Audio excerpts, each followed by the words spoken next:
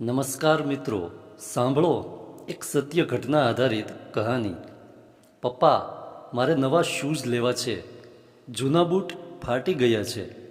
15 વર્ષના આર્યને એના પિતા પાસે રજૂઆત કરી. દીકરા, હું તો આ મહિને તારા માટે કપડાં ખરીદવાનું વિચારતો હતો. જોને, આ તારું શર્ટ કોલર પાસેથી સાવ ઘસાઈ ગયું છે. પપ્પાએ પુત્રનું ધ્યાન દોર્યું. એમની વાત સાચી હતી. શર્ટનો કોલર ઘસાયેલો હતો અને ડાબા હાથની બાંય સહેજ ફાટેલી હતી. ખરી જરૂર નવા શર્ટની હતી, પણ આર્યન માને તો ને. એણે પોતાની વાત પકડી રાખી. ના પપ્પા, આ મહિને શૂઝ, આવતા મહિને કપડાં.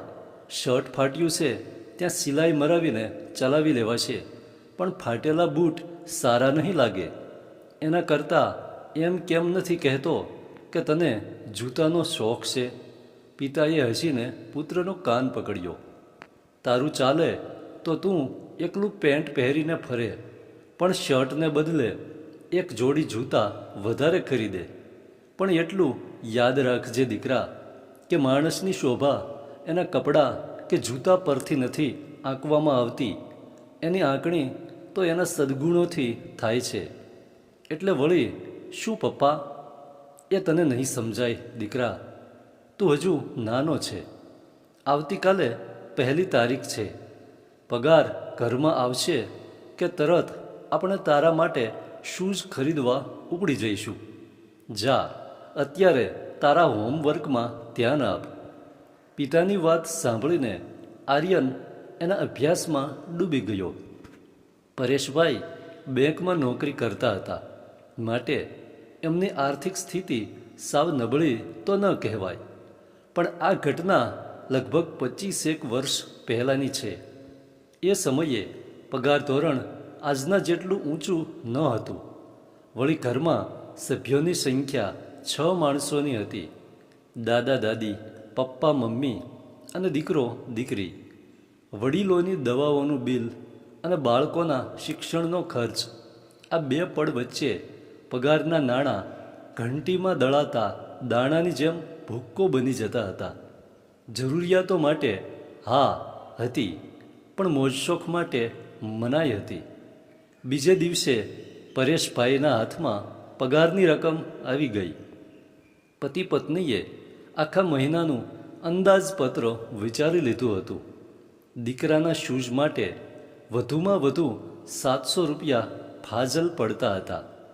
પરેશભાઈએ આર્યનને પોતાની સામે બેસાડીને સ્પષ્ટતા કરી દીધી. બેટા, મેં જિંદગીમાં 300-400 રૂપિયાથી વધુ કિંમતના બૂટ ચંપલ ખરીદ્યા નથી. તારા માટે 700 રૂપિયા એ કારણથી ફાળવ્યા છે કે મને તારા શોખ વિશે ખબર છે. હું જાણું છું કે તું નબળી વસ્તુ પસંદ નહીં કરે. એટલું ધ્યાનમાં લેજે કે જૂતાની વેચાણ કિંમત આગળ આપણી ખરીદ શક્તિ હારી ન જાય. આર્યન સમજી ગયો. બાપ દીકરો નીકળી પડ્યા. શહેરની સારી અને પ્રખ્યાત દુકાનમાં પહોંચી ગયા. સેલ્સમેને બૂટનો ખજાનો ખુલ્લો મૂકી દીધો. જાત જાતની ડિઝાઇન્સ અને ભાત ભાતની ગુણવત્તા. આર્યન મૂંઝાઈ ગયો. જે ડિઝાઇનના બૂટ એને પસંદ પડે તેની કિંમત ઊંચી હોય, અને જેની કિંમત પરવડતી હોય તે ગમે નહીં. અડધા પોણા કલાકની લમણા ઝીક પછી આર્યનની આંખો એક ડિઝાઇન ઉપર ઠરી. એણે પપ્પાને કહ્યું, મારે આ બૂટ લેવા છે. પરેશભાઈએ બૂટના તેળીએ ચોંટાડેલ પ્રાઇઝ ટેગ ઉપર નજર ફેંકી. એમના મોંમાંથી ચીસ જેવી કિંમત સરી પડી. 1100 રૂપિયા. પરેશભાઈએ દીકરા સામે જોયું. આર્યને પિતાની સામે જોયું. બાપની નજરમાં લાચારી છલકાતી હતી. દીકરાની નજરમાં મક્કમતા ભરેલી હતી. એક પણ શબ્દ ઉચ્ચાર્યા વગર બંનેએ વાત કરી લીધી. આર્યન ઊભો થઈ ગયો. અત્યારે નથી લેવા શૂઝ, ફરી ક્યારેક આવીશું. પરેશભાઈ પણ સમજીને ઊભા થઈ ગયા. બંને જણા દુકાનના પગથિયા ઉતરી ગયા. સારી એવી વારના મૌન પછી પરેશભાઈ માંડ બોલી શક્યા, સોરી બેટા, મારી પાસે વધારાના 400 રૂપિયા ન હતા, નહીતર હું સમજી શકું છું પપ્પા. મને એક જ વાત સમજાતી નથી, ભગવાન આવું કેમ કરતો હશે? મને ગમતી દરેક ચીજની કિંમત આપણી શક્તિ કરતાં વધારે શા માટે રાખતો હશે? પરેશભાઈ આખા રસ્તે એને સમજાવતા રહ્યા, બેટા, સાવ એવું એ નથી કે આપણી પાસે 1100 રૂપિયાના શૂઝ લેવાની તાકાત નથી, પણ એના માટે મારે ક્યાંક કાપ મૂકવો પડે. દાદાજીની દવાઓમાં કે પછી દૂધ અને શાકભાજીના વપરાશમાં કાતર ફેરવવી પડે.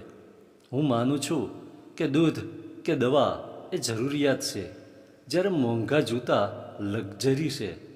મને આશા છે કે તું મારી વાત સમજી શકીશ. આર્યને સંમતિમાં માથું હલાવ્યું. વાત ત્યાં આગળ પૂરી થઈ ગઈ. વાત જ્યારે પૃથ્વી ઉપર પૂરી થતી હોય છે ત્યારે આસમાનમાં શરૂ થતી હોય છે. ભગવાન જેવું જો કંઈ હશે તો એણે આ 15 વર્ષના દીકરાની ઈચ્છા અને 40 વર્ષના બાપની મજબૂરી વાંચી લીધી હશે. માત્ર 2 દિવસ પછી એક ઘટના બની. આર્યન શાળામાંથી ઘરે પાછો આવ્યો ત્યારે એના હાથમાં સોનાનો એક નાનકડો દાગીનો હતો. પપ્પા, મને આ સ્કૂલના ઝાંપા આગળથી જડ્યું છે, ધૂળમાં પડેલું હતું. પરેશભાઈએ દાગીનો હાથમાં લીધો. કોઈ મોટું આભૂષણ ન હતું. કાનમાં પહેરવાની સોનાની પાતળી વાળી હતી. પરેશભાઈએ પૂછ્યું, બેટા, તે તપાસ કરી કે આ કોની હોઈ શકે? હા પપ્પા, મેં મારા ટીચરને કહ્યું. એમણે હેડમાસ્તરને વાત કરી. દરેક ક્લાસમાં બધા વિદ્યાર્થીઓને પૂછી જોયું, પણ આ તો સ્ત્રીઓ પહેરે એવી વસ્તુ છે. અમારી સ્કૂલમાં તો ઠીક છે બેટા, પણ મારું એક સૂચન છે. આવતીકાલે શાળાના નોટિસ બોર્ડ ઉપર આની જાહેર સૂચના મુકાવી દેજે.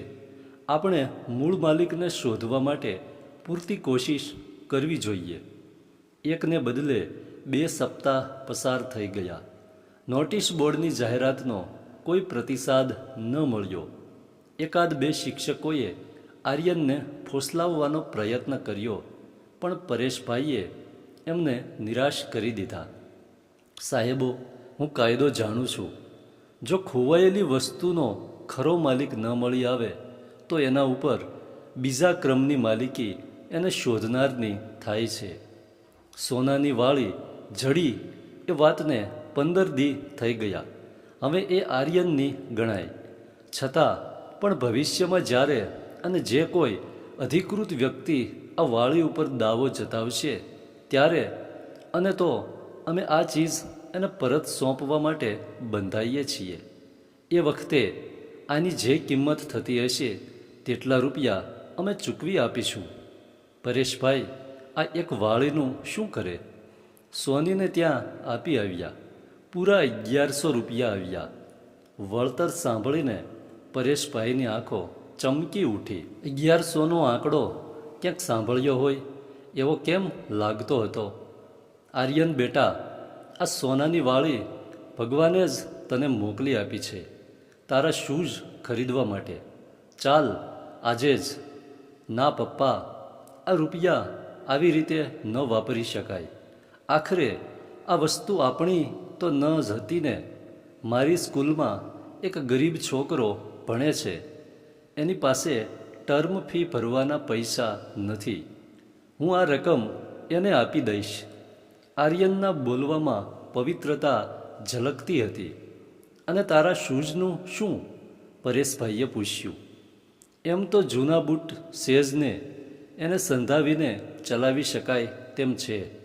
પપ્પા, તમે જ કહ્યું હતું કે માનવીની શોભા એના કપડાં કે જૂતાથી નથી વધતી, પણ એના સદ્ગુણોથી વધે છે. પપ્પા, સદ્ગુણ એટલે આ જ કે બીજું કંઈ? ધન્યવાદ.